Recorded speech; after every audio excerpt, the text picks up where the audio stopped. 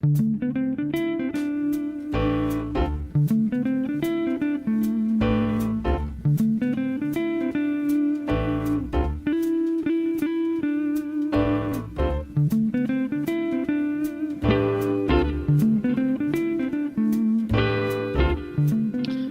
conectados ahora con el arquitecto Javier Luna. Javier Luna no solo es arquitecto, usted seguramente lo ve y es uno de los muchos, miles de personas que lo ven en su programa Noche de Luna los días domingos en Willax, un programa que se ha convertido en un suceso. Pero otra de las cualidades y otra de las características de Javier, que es un hombre que ha estado vinculado siempre muy intensamente con la cultura. Y es por esto, y además porque ha sido amigo, gran amigo y persona cercana a Victoria Santa Cruz, que lo invitamos a esta entrevista. Victoria Santa Cruz, el próximo año, el 2022, en octubre concretamente, a finales de octubre, estaremos recordando su centenario. Victoria fue un personaje fantástico, fue un personaje difícil de describir, porque fue muchas cosas. Yo quisiera comenzar la entrevista planteándole este tema. ¿Cómo defines la obra de Victoria? ¿Cómo defines en general a la familia Santa Cruz? ¿Cómo estás, Javier? Gracias por aceptar la entrevista. Carlos, esto es una maravilla. No sabes cómo me gusta a mí hablar contigo. Pero a veces, disculpando a las personas que nos están sintonizando, pero es tan difícil hablar de Victoria con una persona que no la conoció. Porque hay muchas cosas que yo entiendo que tú las sabes y que las intuyo que las sabes, y por esa razón me es fácil, o quisiera yo hablar contigo, porque evocar a Victoria es una de las cosas más, no es un placer, es algo maravilloso, que es distinto a un placer. Victoria Santa Cruz, cada vez que yo pienso en ella, la veo tan grande y la veo tan importante, y tú haces saber que el próximo año será su centenario. Yo he conocido a personas centenarias y estoy asombrado con eso. Pero todas distintas, sino que Victoria era algo realmente extraordinario. De mi parnaso, de mi grupo de gentes maravillosos, de mis centenarios amigos, no es que ella sea la mejor, sino que es absolutamente extraordinario que una persona que nació como ella, que vivió como ella, haya hecho tanto a cambio de nada, porque Victoria, ¿cómo explico esto? Victoria nació, como mucha gente tiene la razón de haber nacido, no con todas las cosas a su favor. Pero lo que es más sorprendente, ella se hizo sola, absolutamente sola. Cuando se habla de una persona y la gente dice yo soy autodidacta, la gente, si entendiéramos realmente lo que eso significó para Victoria, es algo extraordinario. Yo solamente quiero decir que ella me lo comentó. Ella nunca estudió en el colegio, ni en primaria, porque en esa época, hace 100 años, mucha gente no iban a estudiar, o no se usaba que las mujeres estudiaran, menos que estudiaran carreras universitarias. Pero ella no estudió.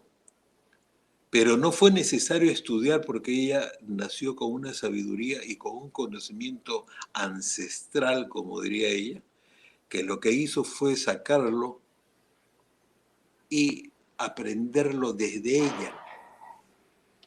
Con eso que ella podría decir, tenía ojos de ver y oídos de oír. Entonces ella, cuando escuchaba algo, veía, lo analizaba y desde ella lo hacía suyo. Algo que es difícil de entender cuando yo se lo explico torpemente, pero si usted entiende que una mujer como Victoria, que no estudió, que nació en el barrio de La Victoria, que eran 11 hermanos, que su padre salió a los 9 años del Perú, a los 11 lo mandaron, a los 9 años lo mandaron a Chile, a Estados Unidos, para evitar que él fuera a la guerra, como hacían con muchos, incluso niños. Lo llevaron y él descubrió en los Estados Unidos a los 9 años que el padrino, el tío, el pariente que lo había recibido, lo que quería era tener a un niño a su servicio. Y eso le hizo que él huyera y se puso a retirar nieve. Y después aprendió el idioma, trabajó, se hizo dramaturgo, se metió a trabajar en un teatro, conoció se formó solo este niño y después volvió a los 30 años al Perú y se casa con la madre de Victoria.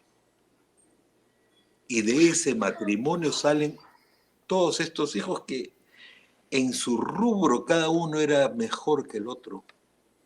Eran extraordinarios. Por eso es que yo digo, hay que celebrar los 100 años de Victoria, pero hay que celebrar el haberla conocido, el saberla peruana y el modelo que ella muestra al mundo, que cuando uno quiere algo lo consigue. Es un caso singular, ¿no? Tú acabas de dar algunos datos muy interesantes. Victoria no va al colegio, o algunos dicen que llegó hasta segundo de primaria. He escuchado también esa versión, pero segundo de primaria, nada más. Segundo lugar en nuestro país que nunca fue. Claro, ella cuando cuenta eso tenía 7 años, ¿qué 7 años? No llegaba a 5 siquiera, que es un poema a la negritud. Ella descubrió que era negra pues a esa edad. Y cuenta, y siempre recuerdo que contaba esa anécdota que da origen a ese famosísimo poema, que tiene además versiones en todas partes del mundo, ¿no? Ahora, Yo lo he visto. ahora es como un boom. Yo hace 2 años fue la feria del libro, nuestra feria linda del INSE, del campo Matamula, y había mucha gente que hacía cola y recitaba los versos de Victoria. El premio era un viaje a España. Y yo decía, ¿cómo en la vida? Victoria Santa Cruz, símbolo de nuestro país. Y luego la feria se replicó en Chile. Tú sabes más que yo de eso. Y el éxito fue que en Chile descubrieron a Victoria porque se escuchaba este verso de Victoria Perpetuo. Y mucha gente se dio cuenta que ahí hay una defensa de la negritud, pero no desde Martin Luther King, no desde la idea de Castilla para nosotros, de la liberación, sino el real, verdadero mensaje de un ser humano negro que se revela y encuentra la llave, como dice en el verso, para ser feliz. ¿Qué es lo que hizo en su vida Victoria? Eso es absolutamente propio. Ella lo escribió, nadie lo decía como ella, y a nadie se le creía más que a ella, porque cuando terminabas tú decías, todo lo que ha dicho Victoria es verdad. Y yo he visto a la gente se ponía de pie y aplaudían, y Victoria no agradecía como agradece toda la gente emocionada, sino decía, lo conseguí. Ella demostraba que lo que ella decía era verdad. Y eso que hasta ahora nos cuesta creer que todos somos iguales, solamente en ese momento la gente, después de escucharla, lo entendía. ¿Qué es lo que pasó con la obra de Victoria? Victoria hizo el Conjunto Nacional de Folclore e hizo antes Teatro y Danzas Negros del Perú, no para que la aplaudieran ni para que dijeran que bien canta Victoria, qué bonito baila, qué ritmo tiene, no, sino para reivindicar una cultura a la cual ella pertenecía y que estaba anónima. Como dicen ahora, la gente no lo escondía, no lo miraba, no existía la raza negra, no existía. Nadie entendía que para algo podían contar ellos. Había mucha gente que decía, no, yo no soy racista, pero cuando le ponían la situación en la cual había que elegir, siempre elegían lo que no era negro o relativo a lo negro. Y eso Victoria lo sabía. Entonces ella comenzó primero, como ella misma dice y como ella misma me lo contó, se volvió racista primero y empezó odiando. Y después se encontró que ella decía, el enemigo vive en casa, y yo era parte de eso y estaba haciendo lo que yo no quería que la gente hiciera. Y ahí se dio cuenta que su rol era otro, porque ella tenía una frase maravillosa, decía, el rol del obstáculo. Cuando uno asume este reto y pasas el obstáculo, te liberas, ganas, eres mejor. Y te deja una enseñanza. Eso para ella fue lo que pasó. Entonces ella se perfeccionó tanto y todo lo hacía bien, pero lo hacía bien por merecerlo ella. No por ser mejor frente a su madre, a su padre, a sus hermanos, que siempre había una competencia de quién era el mejor que llevaba la línea melódica o los ritmos, o quién pronunciaba mejor los idiomas, porque había una fascinación por los idiomas en esa casa. El papá, para que entendamos, decía esta es la semana de Wagner, y todos escuchaban música de Wagner, y hablaban de ese tema como si fuera una cosa natural. Claro, en esa época no había ni internet, ni había televisor, y acaso radio, pero no con la frecuencia de lo que tenemos ahora, que ha individualizado a la gente. Antes sí era comunitario, entonces en esa casa, cuando era el tiempo de Verdi, hablaban en italiano, y Victoria se sabía las partituras completas de los personajes de las óperas de Verdi. Y yo lo cuento eso asombrado, ¿por qué? Porque a mí me gusta, pero no he conseguido lo que Victoria consiguió. Y no es que me compare, ni quiera, pues yo sé perfectamente que ella partía desde ser una persona genial, ¿no? Sino yo decía cómo lo lograron en su casa. Constantemente todo estaba bien hecho. Ella, Victoria, muy poca gente sabe que era una mujer que cosía alta costura. Y cosía para señoras muy ricas de Lima, que la reconocían, porque nadie sabía más de ropa que Victoria. Victoria miraba un traje y decía qué bien cortado está, qué buena tela es, qué bien cosido está, pero yo le preguntaba, me decía, nadie se compara a Balenciaga. Y comenzaba a hablar de moda, pero de alta costura, porque ella sabía lo que era hacer una pieza a mano. Por ejemplo, el traje de torero de Rafael, cuando fue a torear a la plaza de Carabanchel, que fue uno de sus grandes éxitos, Rafael es el hermano de Victoria, que fue torero. Fue hecho por Victoria. Y cuidado que hacer un traje de torero no es tarea sencilla, ¿no? Y bordarlo y todo. Entonces, Victoria era genial en todo. Digo esto de la costura porque ella dice que llegó una señora importante de Lima, que era su clienta, y descubrió que junto a la mesa donde estaba trabajando Victoria, había un libro en francés. Y le dice, esta es la novela famosa de fulana, o el libro de tal. Y dice, ¿quién está leyendo eso? Y Victoria dice, yo. Le dice, Victoria, ¿y usted habla francés? Y le dijo, sí. Dice que la mujer la quedó mirando y aquí viene lo que fue terrible para ella. Le dijo, o sea que usted sabe más que yo. Y ella vivió constantemente con esa actitud de gentes que se asombraban que ella. Y decía, claro, yo era mujer negra, inteligente, hablaba 3 idiomas sin acento, hablaba 2 idiomas más adicionales y cualquiera otra porque tenía una facilidad. Entonces ella comenzó a ver que todo el mundo la observaba. Y ella dijo, obsérvenme porque se van a deslumbrar. Entonces no fue un acicate, sino que la obligaba a todo, a trabajar con una perfección. Yo cuando conocí a Victoria Santa Cruz, que fue en el Instituto Nacional de Cultura, digo, la conocí yo frente a frente porque Victoria era famosísima y ella tenía una compañía que se llamaba Teatro y Danzas Negros del Perú, que alguna vez yo había visto algo de ella. Y ya estando en el instituto y teníamos ingreso libre a los elencos del Estado y a los teatros del Estado, a los trabajadores, yo iba sin perder uno de sus trabajos en La Cabaña. Y en La Cabaña yo vi a Victoria pues brillar con unos negro es mi color, con obras de teatro negro. Y me convertí pues en el más grande admirador de Victoria Santa Cruz. Cuando me la encontré frente a frente, porque por una circunstancia maravillosa, yo entré a trabajar al INC y tratando de conseguir que se hiciera efectivo el trabajo de restauración y no teniendo presupuesto para ello, don Luis Enrique Tora, a quien le debo de agradecer siempre esto, me dijo, yo fui a hablar con él y, le dije, y me dijo, ¿qué se le ocurre hacer? Porque no tenemos plata. Le dije, usemos a los elencos. Ya yo sabía que había esta maravilla de Victoria Santa Cruz.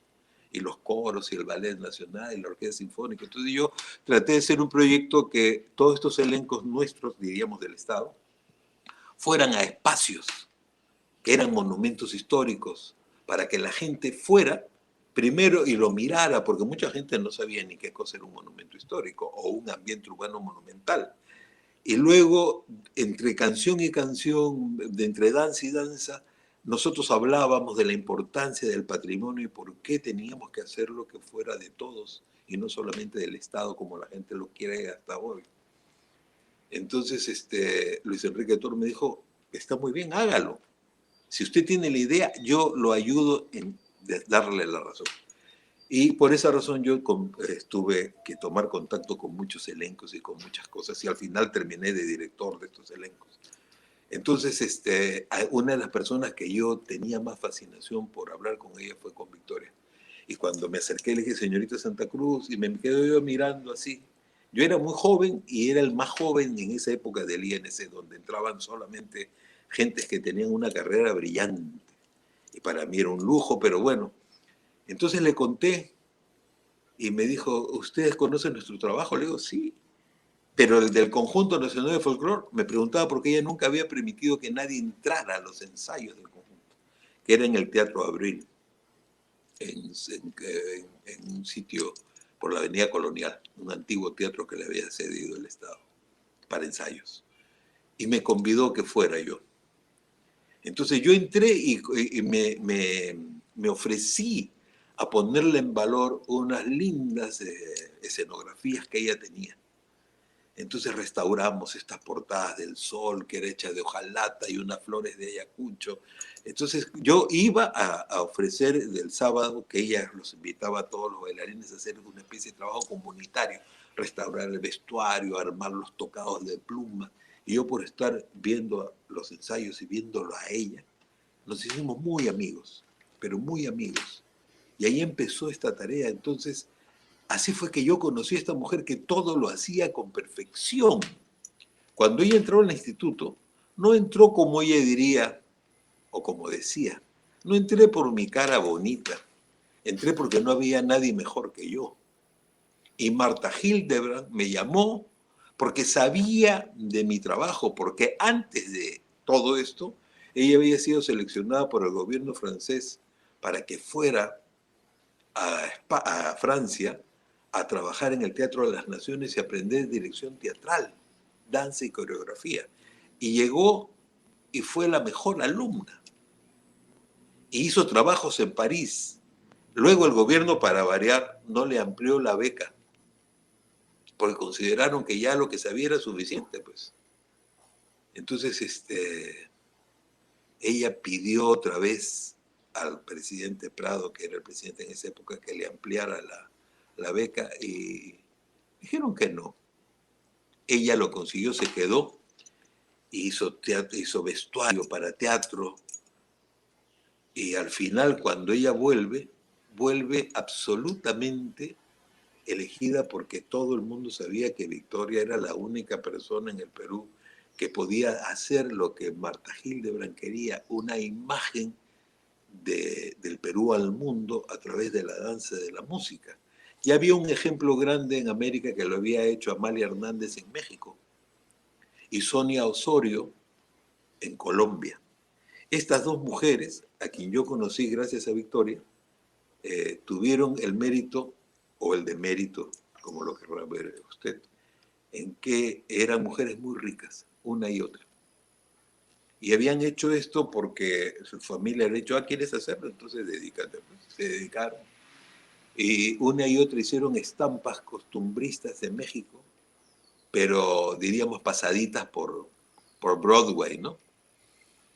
Victoria vio esos ejemplos y cuando le llamaron a ella habló con el Estado y dijo, yo voy a hacer algo que representa al Perú. Entonces trajo a un especialista en Puno, un especialista en Cusco, un especialista en el Valle del Mantaro, un especialista en danzas del norte y ella en Lima. Entonces todos estos trabajos que se hacían desde un trabajo, diríamos, experimental, de gentes que traían y transculturaban su cultura al Conjunto Nacional de Folclore. No desde el ballet. Ese es el gran mérito. Entonces, cuando uno veía danzar el Conjunto Nacional de Folclore, eran verdaderamente imágenes del Perú auténtico, como era auténtico el vestido, como era auténtico los instrumentos. No es que un conjunto tocaba para todos, no, había orquesta de sierra, orquesta de costa, había bandas si fuera necesario, pero todo había. Eran 120 personas, el Conjunto Nacional de Folclore. Entonces, ella es mérito de ella hacer desde la base, porque no existió nunca. Ella le dio la forma. Antes había un conjunto que se llamaba Perú Canta y Baile, Roselvira Figueroa, que con mucho esfuerzo lograba presentar danzas, pero no llegó a lo que Victoria consiguió. Victoria hizo algo de manera tal que, por ejemplo, muy poca gente dice que cuando la señora Rose Kennedy regaló a los americanos el Kennedy Center, que fue un regalo de la familia liderado por Rose Kennedy, le pidió a Victoria que inaugurara el teatro con el Conjunto Nacional de Folclore. Y Victoria ha actuado en el mundo con el Conjunto Nacional de Folclore, pero iba a París, iba a Mónaco, iba a Alemania, pero no pues como esas delegaciones que salen, no, hacía temporada y tenía empresarios. Entonces, ¿qué pasaba? Que el dinero que recaudaba Victoria llegaba a Lima y el instituto lo utilizaba, por ejemplo, para restaurar las zonas arqueológicas del Cusco. Y Victoria decía, nadie trabaja y produce tanto como produce el conjunto y me hacen problemas, cosa que era verdad. Victoria decía, he traído tanto dinero de la última gira y tengo que pedir por favor que me asignen esto porque necesito 2 músicos más o este vestuario que hay que comprar. Paralelo, por ejemplo, algo que yo lo rescaté porque estaba olvidado, era una colección de muñecas que mandó a hacer Victoria con vestidos a escala. Eran unas imágenes de 75 centímetros que les hacía la mejor muñequera que había en el Cusco, que era una antropóloga dedicada a este menester y que investigaba cada pueblo del Cusco y hacía a escala los ponchos, los tupus, los sombreros. Victoria vio eso y fue la única que le dio importancia. Entonces la contrató a esta señora, le dijo, usted me hace vestidos de todos los pueblos del Cusco a escala. Y después le dijo, vaya usted a Puno, y después le dijo, vaya usted al Valle de Mantaro, y eso lo financiaba el Conjunto Nacional de Folclore. Y había esta muñequería que yo la rescaté, la restauramos y la exhibimos con un nombre en una vitrina maravillosa del Museo de la Nación, con el nombre que correspondía, Muñequería Colección Victoria Santa Cruz, que ella la logró ver y le encantó la idea que hubiera esto, porque era el mejor testimonio, ya que no había un museo del vestido, ni se podía hacer a otra escala, se hizo en miniatura. Pero mírenle la visión, con ese material, que ojalá esté en el Estado, al menos yo lo dejé en el Museo de la Nación, se podría hacer réplicas auténticas de vestidos auténticos que se hicieron en el año 50 y 60. Ya van a ser 50 años de esto. Pero ¿Cuántas muñecas?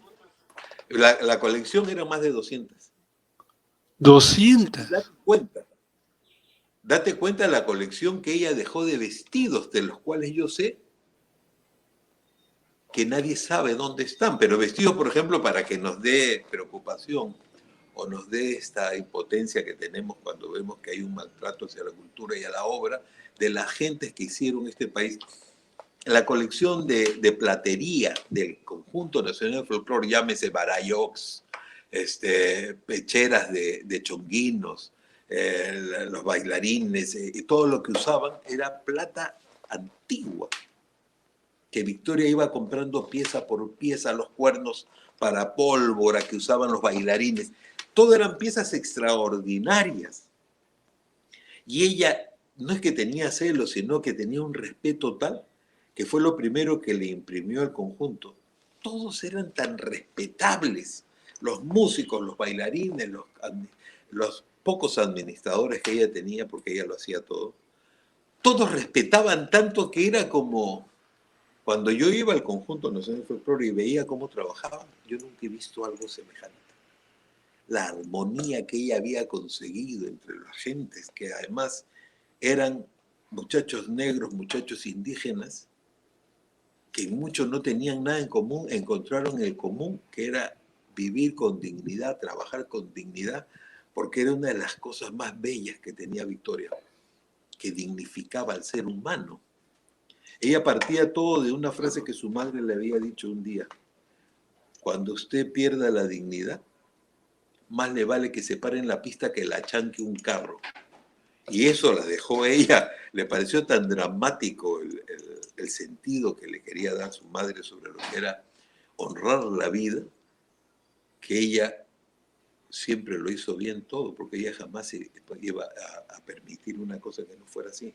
Si tú hablas con un muchacho o con un bailarín, digo muchachos porque pienso que eran jóvenes, con un bailarín del conjunto, no van a extrañar jamás el bailar.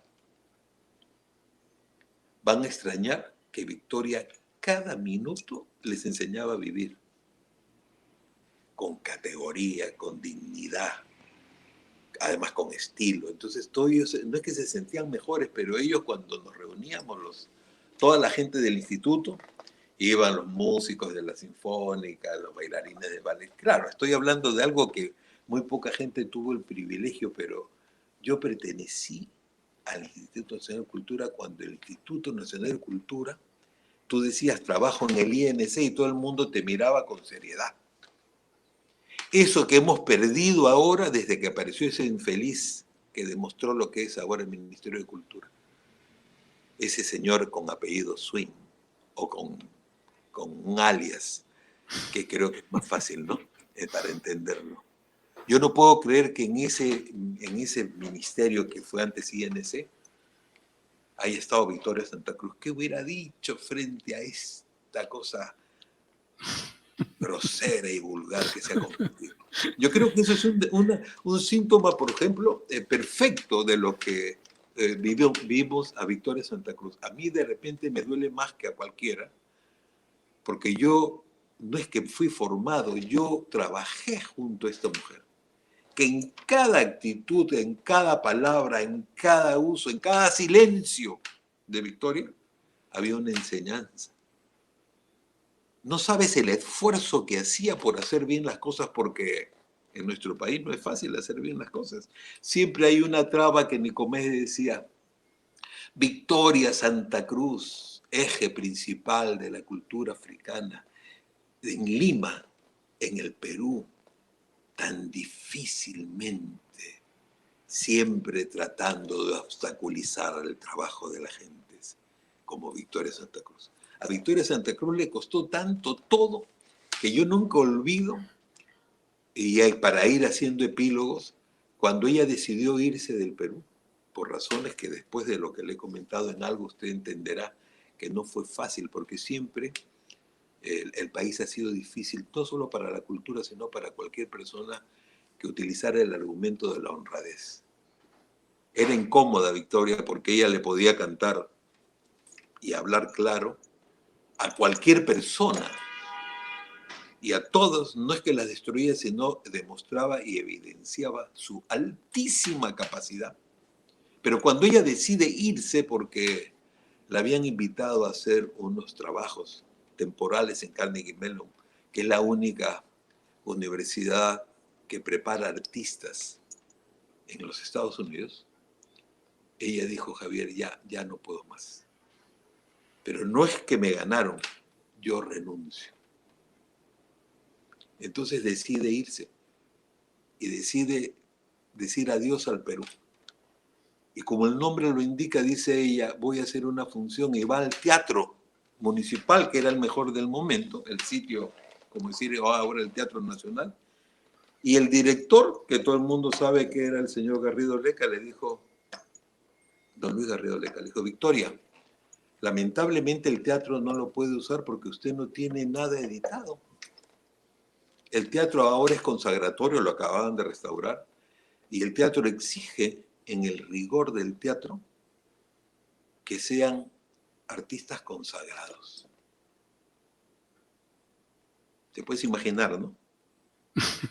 Victoria dijo: o sea que yo, después de lo que he hecho, de lo que he viajado por el mundo, me dijo: pero usted no tiene ni un disco, tiene un disco grabado con Matallana.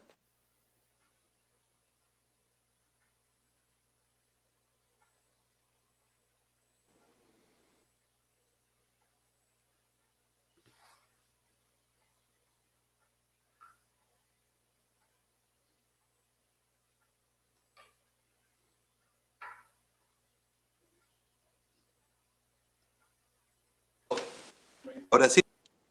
Aló, Carlos. Sí, te escucho. A ver. Aló. Ya te veo muy bien. Hubo una interrupción. Sí. Bueno, Te quedaste, fue te, y le te digo que el quedaste que le dijo señor que tenía un Víctor disco Gastón grabado con Ortega le dijo que Matallana. no podía porque ella había hecho solamente un disco que tú lo puedes ver, que lo había hecho grabando a dúo con Rafael Matallana. Y Victoria le dijo, ¿qué le parece a usted que yo hago la función sobre usted y sobre el que se oponga? Por supuesto, ella lo primero que hizo fue ir al programa de mayor sintonía que había en ese momento y que se llamaba Augusto Ferrando, el programa de Augusto Ferrando.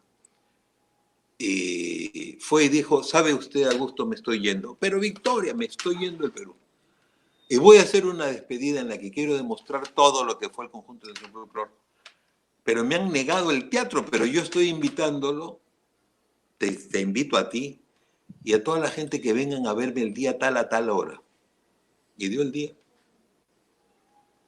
Para que entiendas, el día de la función le abrieron la boletería y le abrieron el teatro a las 6 de la tarde y la función era a las 8 de la noche. En 2 horas había que armar luces, poner todo, porque era así, pues. Por eso cuando yo te cuento esto es necesario que se sepa para que no digan Victoria se volvió loca. Victoria se fue harta, como mucha gente, cuando ve que no es que se le cierran las puertas, sino que los mediocres se juntan y son más. Pero yo tengo que decirlo porque así fue. Entonces Victoria, cuando levantaron el telón a las 8 en punto, como dijo ella, y comenzó a hacer así con la mano. ¿Qué le pasa a María? Yo no sé. ¿Qué le pasa a María? Yo no sé. ¿Qué le pasará a María? Y cada uno de esas eran cosas que ella había indicado. La cazuela dice esta frase, el palco, la galería y la platea. A cada uno le dio y comenzó a hacer una técnica, según ella, de liberación para que fluyera la cosa. Y dijo, este telón tenía que haberse abierto, esas luces tenían que haber estado, pero ahora ya llegó la hora y vamos a demostrar. Así fue todo con Victoria. Cuando yo cuento esto a cualquiera persona, usted que me escucha va a entender qué genia Chabuca, qué genia Victoria. Y digo, ¿por qué Chabuca? Porque en un palco estaba Chabuca Granda acompañada de Marta Hildebrand. Ya Marta no era directora del INC. Entonces Chabuca pidió un micro y comenzó a gritar desde su palco. Y uno de los chicos, Silva, que había puesto el sonido, le acercó un micro. Y le habló lindamente. Eran de la misma edad, eran mujeres muy queridas, respetadas cada uno en su espacio, pero le dijo, Victoria, usted no se va, tómese usted un año sabático y vuelva porque usted es necesaria. Le habló Chabuca pues con la emoción que tenía y Victoria le dijo, no vuelvo más. Y esto que está usted viendo es lo último que ha hecho, que fue, se puso un vestido que ella había usado para bailar la marinera en ese mismo teatro hacía 30 años y dijo, y la negra entró en el mismo vestido. Pero no voy a bailar con ninguno, estaban todos sus bailarines, estaban todas sus parejas de baile, uno mejor que el otro, estaba todo el elenco y era el final de la función. Y lo cuento porque me lleno de orgullo. Ella dijo, no voy a bailar ni con don Abelardo Vázquez, no voy a bailar con Mengano, no voy a bailar con Sutano. Voy a invitar a bailar la marinera a mi amigo el arquitecto Javier Luna. Lo único que, bueno, no era necesario decirlo, pero debió haberlo hecho, es decir, es mi amigo y por eso lo elijo. No es que los otros no eran sus amigos, sino que quiso regalarme uno de los momentos más gratos de mi vida. Yo estaba sentado, había invitado a mi madre, a mis hermanos, estaba mi compadre Fernando Gembes, y yo me vi de un momento a otro que Victoria me invitaba a bailar la marinera con ella, en fin del espectáculo. De eso hay, a mi hija después, pasados los años, esto era medio mítico. Y yo le conté un día a mi hija fue a Caretas y encontró la foto de había salido en 2 páginas, el título de la careta dice, deja que tu cuerpo así solito te guíe. Y es Victoria que va adelante y yo estoy bailando atrás, pero a 2 páginas, ¿no? Entonces, esa foto ya la conseguí gracias a mi hija. Pero yo siempre lo había guardado en mi corazón, yo no quería ni verlo, nunca quise, sino que han pasado pues 30 años y mi hija lo hizo, pero ahí te das cuenta cómo ella lograba tomar estas determinaciones tan extraordinarias, de tal magnitud, que tú dices, eso no puede haber sido cierto. Solamente para concluir esa frase y esa fase, con Victoria estaba en su casa para llevarla al aeropuerto. Entonces, yo le había llevado una caja con orquídeas el día de la función. Entonces, era el día siguiente, y ella me dijo, yo quiero que estas flores las lleves a determinada persona. Y me las dio en la misma caja para que así cumpliera, y de ahí subió a mi carro, pero antes llegó un edecán del presidente. El presidente era don Fernando Belaúnde, a decirle por favor que el presidente se había enterado y que quería conversar con ella y que le pedía por favor la cita para que se acercara a Palacio para conversar. Y Victoria, en la puerta mismo de la casa que vivía en Lince, le dijo, dígale al presidente que ya todo es demasiado tarde, ya está todo decidido y que no voy a poder asistir. De ahí fuimos al aeropuerto. En el aeropuerto estaba ya el embajador americano esperándola, y cuando entramos estaba el Conjunto Nacional de Folclore y había un muchacho que le decían el Guajra porque él tocaba el guajarapuco y era el guardián del Teatro Abril. Entonces cuando Victoria entró, el Guajra, que así le llamábamos, comenzó a tocar la corneta de cacho. Y en el momento que él dio el toque, entraron los bailarines de Huancayo y entraron los de Cusco. Y yo fue la única vez que yo vi llorar a Victoria Santa Cruz. Se emocionó. Volteó y me dijo, ¿tú lo has hecho? Le dije, no, Victoria, te juro que no. Todos nos emocionamos, pero ella se sintió fuerte y no se acercó a uno por uno, como en las películas la gente se acostumbra a que se haga, ¿no? Los miró a todos, juntó las 2 manos, hizo así como de fuerza y pasó. Los chicos, por supuesto, tú pregúntale a cualquiera de ellos, que están muchos vigentes, diríamos, te van a relatar exactamente esto. Y a mí lo que sí me asombró fue que el embajador americano, con su esposa, le pidieron por favor que le entregaran un neceser que llevaba en la mano. Y él la asistió. Y del Perú estaban sus fieles bailarines y músicos. Y yo. Victoria subió, se fue, y ya casi a los 3 o 4 años yo he ido a Nueva York y vi a Victoria Santa Cruz, pues, como era y lo que era. De esas cosas que cuando yo digo, y la gente dice, no te creo. Pero sí te puedo contar que Helen Hunt es una de las grandes actrices americanas, de las mejores. Tanto que un año ganó el Oscar, el Oso de Berlín y el otro premio grande, que son el Globo de Oro. Entonces, en un programa que lo puedes ver en el YouTube, el entrevistador le dice, ¿cómo lo conseguiste? Porque le dijo, yo soy una profesional de esto. Le dijo, los artistas nos preparamos. La única universidad en el mundo que hay para actores se llama Carnegie Mellon. La hizo el famoso multimillonario y yo he sido formada ahí. Y le dice, ¿pero cuál es la fórmula? Le dijo, yo tuve una gran maestra de ritmo, uno de los personajes que nunca olvidaré, porque ella me enseñó todo. Y explicó, yo lo voy a hacer seguramente mal, pero ella decía que cada ser humano, Victoria, tenía un ritmo y había que buscar encontrar para sintonizarlo, y que una vez que tú sintonizabas a esa persona, podías dejar ser tú y transfigurarte en la otra persona.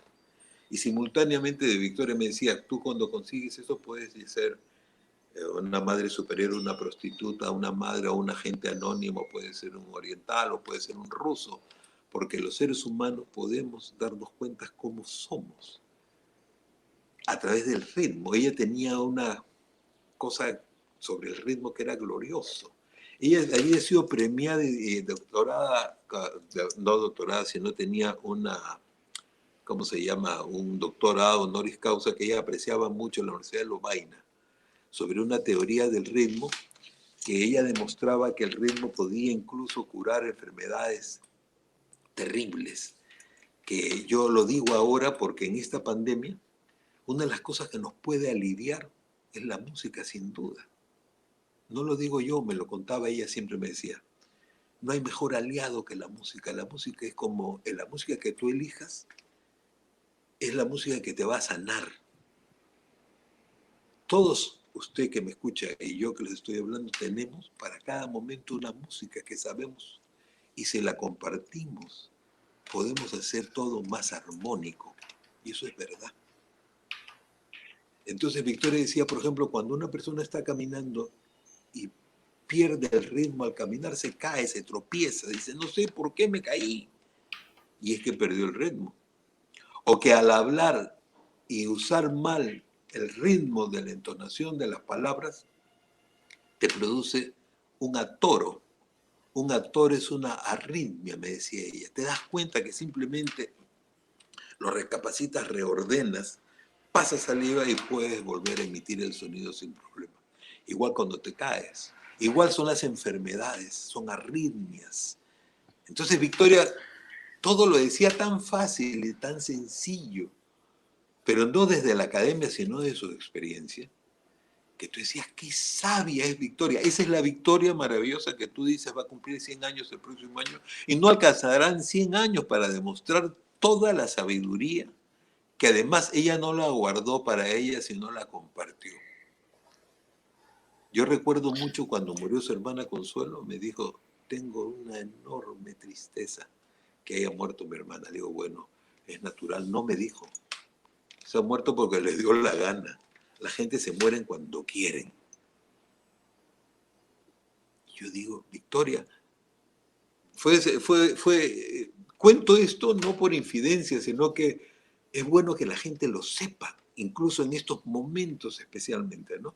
Cuando ya yo iba con Victoria al entierro de Consuelo, su hermana tan querida, porque era la hermana más cercana a ella y que cocinaba como una verdadera reina, ella hacía un postre que se llamaba Delicia de Albaricoque, como tú podrás apreciar, el nombre era muy sugestivo. Un día me regala, trae a mi casa, y Ivonne me dijo, no le vamos a mandar un postre en la bandeja como se estila, pero le compramos los mejores chocolates y así fue.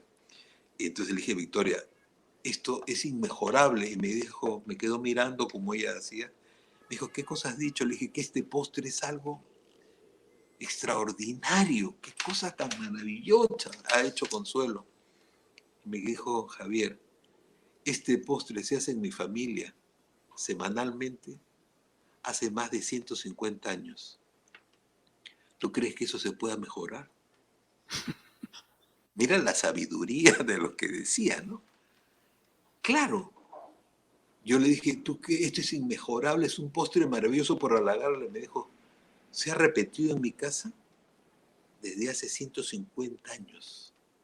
Esto nadie lo puede mejorar. Entonces ella sabía darle el valor a las cosas y armar las cosas de manera tal que por eso en estos tiempos hay que tomar esencia de lo que Victoria decía. Ese libro que se llama El rol del obstáculo, no es que sea pues la Biblia, pero explica cosas que tú dices, ahora entiendo por qué ella hizo de su vida lo que hizo. Dejó el momento más importante en su país, porque dijo, ya se cumplió el ciclo y se fue a Estados Unidos. Y de Estados Unidos llegó a ser lo que fue. Por supuesto, cuando descubrieron que Victoria fue por 6 meses a los Estados Unidos, dijeron, Victoria, hay que ampliar los 6 meses más, todo el mundo está complacido con el trabajo suyo. Pero antes yo había dicho que Helen Hunt le habían dicho, ¿por qué usted ha ganado los 3 premios de la Academia en un año? Y le dijo, mi profesora fue Victoria Santa Cruz. Entonces el entrevistador le hace la pregunta y le dice, ¿y de dónde era ella? Por el apellido. Y le dice, del Perú. Y el entrevistador le pregunta, ¿del Perú de Oregon o del Perú de Fujimori? Para que vean la vigencia de la entrevista. Y ella dijo, sí, es del Perú de Fujimori. Entonces, esta mujer, que era una latina, iba por el mundo enseñando estas técnicas. Tanto era el éxito de Victoria, que tenía como asistente de cátedra Anthony Quinn en una época, asistente, no que compartía con ella. Y con este famoso del Mahabharata, y con todos los directores, Peter Brook, los mejores directores teatrales del mundo. Entonces, dice ella, ya tengo que hacer, yo tengo que dejar esto, y enrumba y hace lo que hace, y cuando ella decide que ya vuelve, le dicen, no, Victoria, 6 meses más. Y por supuesto, a los 6 meses dijeron, Victoria, por favor, un año más. Pero ¿sabe una cosa? Más fácil va a ser que usted ya forme parte de nosotros, queremos sus documentos. Y Victoria dijo, ¿mis documentos? Dice que le dijo, chiquito, soy yo mi documento. Entonces le dijo, no, Victoria, lo que queremos es que usted nos entregue su dossier, su Sus certificados. currículum, sus certificados, y le dijo, usted no entiende nada, soy yo la persona, yo soy el documento. No entendían, parecía bizarro. Entonces Victoria dijo, yo soy autodidacta, no he estudiado. Victoria, mi inglés es propio, sin acento. Mi francés es propio. Y extraordinario, lo extraordinario es que Victoria Santa Cruz, sin estudios, alcanzó el tenure en Carnegie Mellon, nada menos. A eso Que iba a es llegar. el grado más alto, ¿no es cierto? Y se jubiló Profesora, con claro, eso. Con profesora el grado. perpetua, mejor Al dicho. final no solamente la aceptaron, sino que le dieron ese título que tú lo has mencionado muy bien. Y además ella formaba parte del board del teatro famoso de Nueva York. Ella supervisaba la programación que se hacía para lo que se iba a hacer el trabajo dentro de 10 años del Metropolitan Opera House, que en esa época la estrella era Plácido Domingo, y Plácido Domingo, pues, ella había conocido a la madre de Plácido Domingo, se llamaba Pepita Envil, que había venido al Perú muchas veces. Entonces, él le tenía doble cariño por la admiración. Ella es una de las mujeres más importantes del directorio del Metropolitan, sino que además sabía que era del Perú y que había conocido a su madre. Victoria asimismo formaba el American Ballet, también formaba parte del directorio, y es verdad que Baryshnikov, cuando la veía a Victoria, no le hacía una venia porque ella imponía eso, porque era tan importante su imagen y su personalidad. Él la reverenciaba hasta el piso, pero de admiración, porque sabía quién era, y porque le había escuchado hablar, y porque había ido a sus conferencias, y así pasaba. Toda la gente, solamente acá, nosotros siempre fuimos, no es que dudáramos, Mezquinos. fuimos, es la palabra exacta, mezquinos con Victoria. Tanto mezquinos que yo creo que hay que ir terminando, pero yo recuerdo que yo estuve con ella hasta los días últimos. Y por supuesto la familia, que era tan ordenada, habían dispuesto todo el velatorio y todo. Y yo, ahí sí me da vergüenza decir el nombre de la persona que era la directora del ministerio en ese momento. Pero lo van a averiguar bien fácil. Le llamé por teléfono a su casa y le dije, ¿sabes quién ha muerto? Victoria Santa Cruz. Y le dije, Victoria Santa Cruz. ¿Y quién es Victoria Santa Cruz? Entonces dije yo, es la hermana de Nicomedes. Imagínate, ¿no? Cosa que siempre hemos dicho nosotros, la hermana de Nicomedes. Nicomedes genial, no le quiero quitar un centímetro, un milímetro del mérito, sino que, y me dijo, ¿qué necesita? Nada, le dije, ha muerto, y lo correcto es que sea velada en el museo, en el teatro, en el Museo de la Nación. Como se hizo del primer personaje que entró fue don Arturo Jiménez Borja, y después se quedó comprendido eso, que era pues ya el consagratorio, que los peruanos en méritos de la cultura se velaban ahí, se velan ahí. Entonces yo pensé que era correcto. Me dijeron, Javier, hazlo.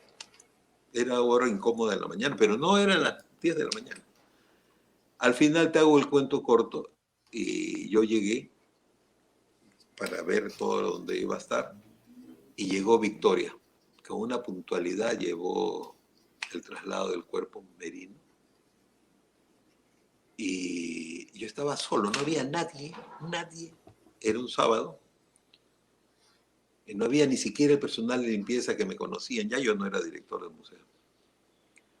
Entonces fue más o menos casi 2 horas que estuve solo con Victoria y comprendí pues que esto es nuestro país y lo digo no con rencor ni con tristeza. Yo no puedo dejar de reconocer que eso lo veo cada minuto.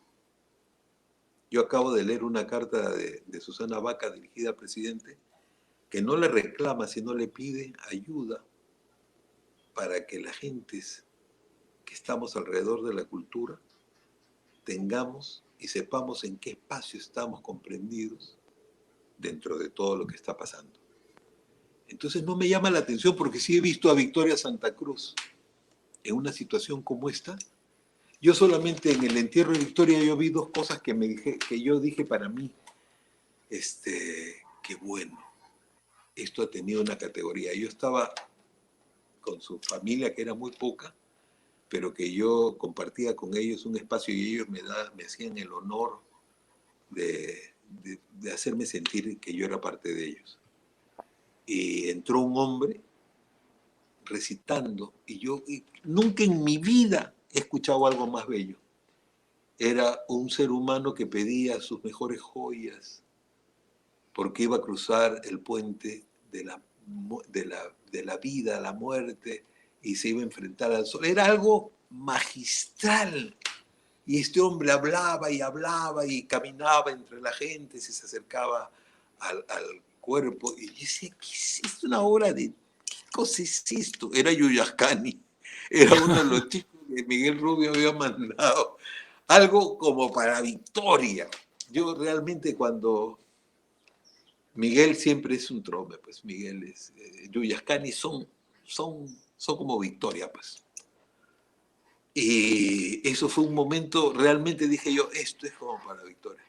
Por supuesto no había ni una flor del Estado, nada de esas cosas que uno cree que merece la muerte, ¿no? Y en un momento otra persona que no tenía que hablar, porque Victoria se lo había prohibido en vida, dijo, este es de la mía, ahora pues yo hablo y ¿quién me va a decir que no? Si ya la muerte está muerta. Y esa persona comenzó a hablar y yo decía, no puedo decirle que no. No puedo decirle que ella no hubiera querido esto. No es justo que usen este argumento. No pueden usar a Victoria menos ahora muerta. Yo pensaba, y en el momento que decía, ¿qué puedo hacer? Porque estaba indignado con lo que estaba ocurriendo, entró la maravilla de Alicia Maguiña, que nunca iba a nada, pero ella consideró que Victoria tenía que ir. Y se paró al pie del cajón y toda la gente se paró y comenzaron a aplaudir y esta persona que estaba hablando fue silenciada por la gente que aplaudió el ingreso de Alicia Maguiña. Dime si eso no es extraordinario.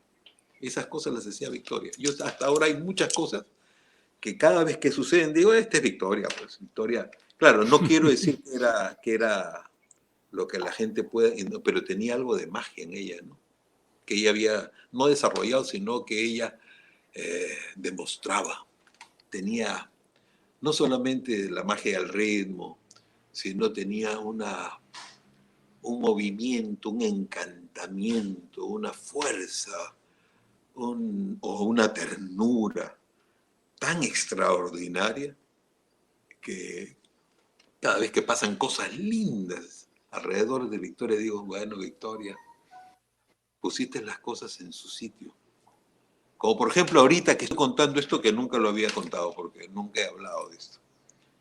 Y me parece estupendo que quede documentado en un programa serio como tuyo, porque claro, tú has hablado cosas lindas, pero estos programas que tú haces de toda la vida, procuras que haya gentes, y yo me siento muy honrado que tú me llames a hablar de Victoria porque dices tú, yo fui su amigo, yo te estoy demostrando que sí fui su amigo.